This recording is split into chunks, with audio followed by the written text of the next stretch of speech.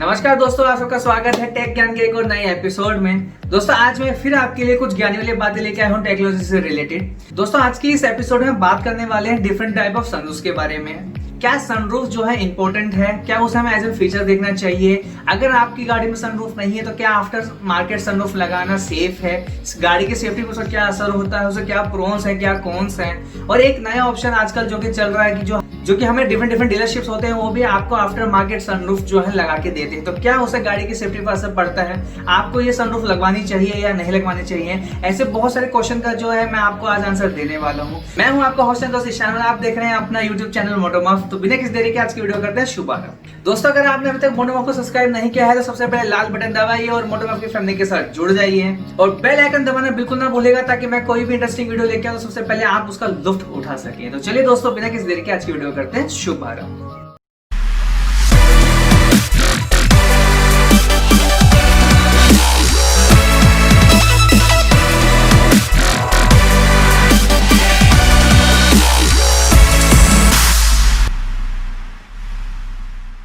तो दोस्तों सबसे पहले हम ये बात करते हैं कि हमारे कितने टाइप की सनरूफ होती हैं। तो मेनली हमारी सिर्फ दो टाइप की ही सनरूफ होती हैं। फर्स्ट या पहली हमारी वो सनरूफ होती है जो कि कंपनी आपको फिट करके देती है, जो कि कार में पहले से ही आती है, जिसे हम एज एन फीचर भी देखते हैं। दूसरा जो कि आप आफ्टर मार्केट फिक्स करवाते हैं, मीन्स कंपनी ने आपको फिट करके नहीं दी है, आप बाहर के बाजार में गए हैं और बाहर के बाजार से आपने अपनी गाड़ी में जो है गाड़ी की छत में एक सनरूफ फिक्स करवा ली। दोस्तों आपने एक चीज और जरूर सुनी होगी या देखी होगी, जो डीलरशिप वाले होते हैं वो भी आपको एक ऑप्शन दे देंगे कि क्या आपको अपनी कार में सनरूफ लगवानी है या नहीं लगवानी है। तो उसमें भी क्या है, वो कार में जो सनरूफ लगाई जा रही है वो कंपनी फिटेड नहीं होती है, वो भी काइंड ऑफ आपका आफ्टर मार्केट ही होता है। दोस्तों आगे बढ़ने से पहले हम ये जान लेते हैं कि जो सनरूफ है क्या उसके फायदे हैं, उसके क्या नुकसान है। सनरूफ होना काफी अच्छी बात है। उससे क्या होता है, एक तो आपका जो एरीनेस वाली फीलिंगनेस है या जो फीलिंग है एरीनेस वाली वो इंक्रीज हो जाती है। सेकंड जो हमारी कैबिन लाइट होती है वो आपकी इंक्रीज हो जाती है, बट उसी के साथ जो आपकी डायरेक्ट सनलाइट आती है उसकी वजह से आपके कैबिन के अंदर हीट भी इंक्रीज हो जाती है, जिसकी वजह से हमें गर्मी भी लगनी शुरू हो जाती है। मोर ओवर जब आपका बहुत ही ज्यादा सनी डे है तो आप जो है उसको ओपन नहीं कर सकते, जो कि आपको जो है गर्मी लगनी है। जब आपकी बहुत तेज बारिश पड़ रही हो तो खाली आप उसका जो मैनुअल कवर है उसको ही हटा सकते हैं, सनरूफ को टोटली ओपन नहीं कर सकते हैं। तो काइंड ऑफ देखा जाए तो इसके फायदे भी अच्छे खासे और नुकसान भी अच्छे खासे हैं, पर टोटली आप पे डिपेंड करता है कि आपके लिए सनरूफ जो है काफी इंपॉर्टेंट फीचर है, क्योंकि इंडिया में सनरूफ को एज एन फीचर ही आपको पेश किया जाता है। किस कार के अंदर अगर सनरूफ है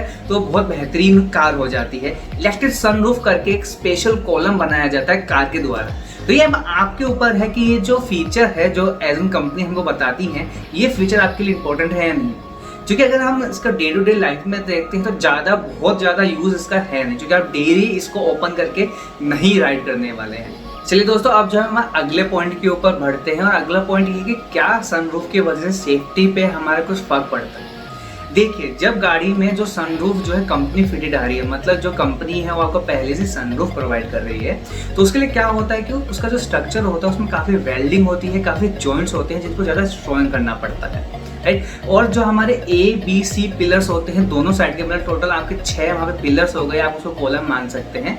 तो वहाँ पे आपके वो जो कॉलम्स होते हैं वो ज़्यादा स्ट्रॉन्ग किया जाता है, क्योंकि क्या होगा जो कि अब आपको सनरूफ प्रोवाइड की गई तो वहाँ पे जो है आपके ऊपर ग्लास एरिया आ जाता है, उसके बीच में ना हो आपको कोई कॉलम प्रोवाइड कर सकते हैं, ना वहाँ पे कोई वेल्डिंग की जाती है, राइट। तो अगर इन केस आपकी गाड़ी पलटती है तो जो आपका पूरा गाड़ी का लोड है वो आपके रूफ पे आ जाता है। अगर वहाँ पे पूरा ग्लास एरिया होगा, स्ट्रेंथ ज़्यादा अच्छी नहीं हो तो जो हमारे पैसेंजर्स होंगे उनकी सेफ्टी में बहुत बड़ा संकट आ जाएगा।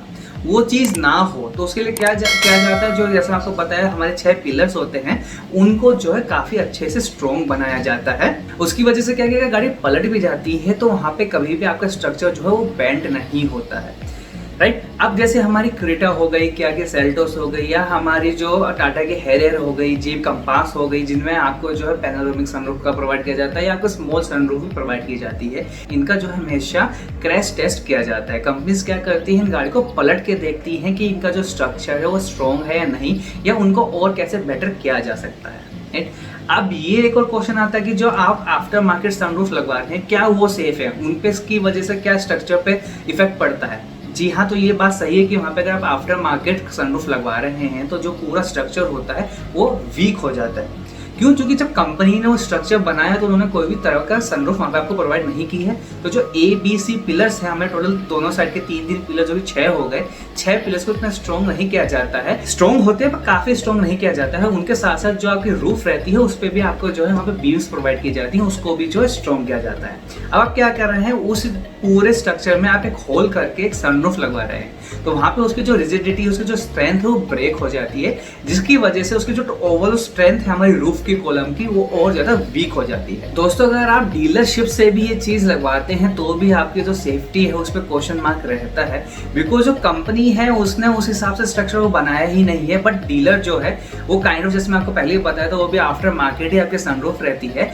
तो उसी को जो है जो आपकी रूफ रहती है उसमें कट करके होल बना के वहाँ पे सनरूफ को फिट किया जाता है।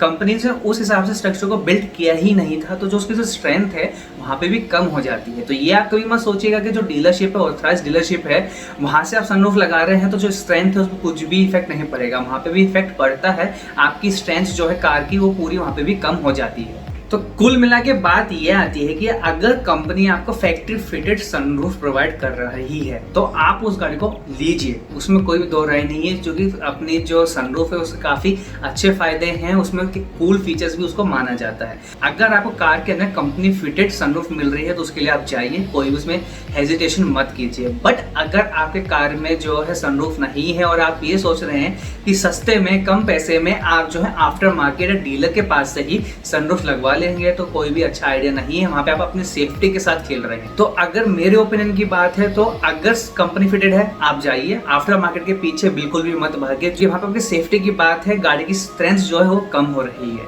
तो आफ्टर मार्केट सनरूफ लगाना कोई भी अच्छी बात नहीं है, उस ऑप्शन को कभी भी आपको सोचना नहीं चाहिए। अभी दोस्तों जो हमने डिस्कस किया वो मैंने आपको मेन फैक्ट बता दिया कि आपको सनरूफ क्यों नहीं लगवानी चाहिए आफ्टर मार्केट।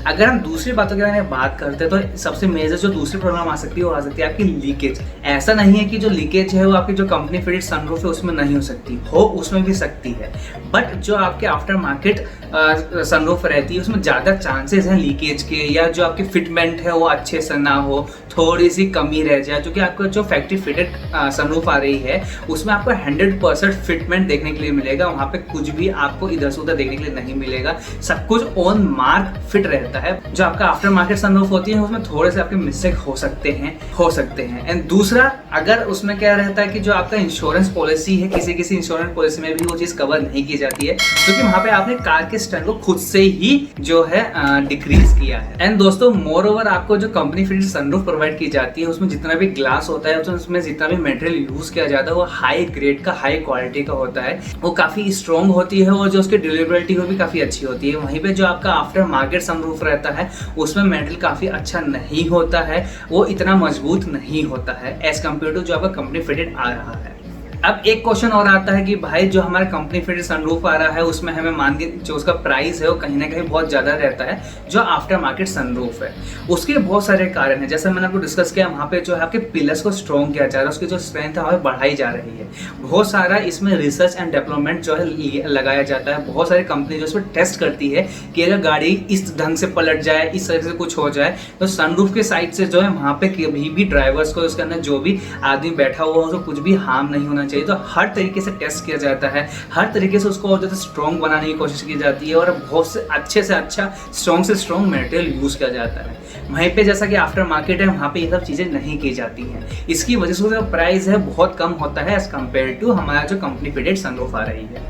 अब इस पॉइंट में बात करते हैं कि क्या सनरूफ हमारी कार में होना चाहिए या नहीं।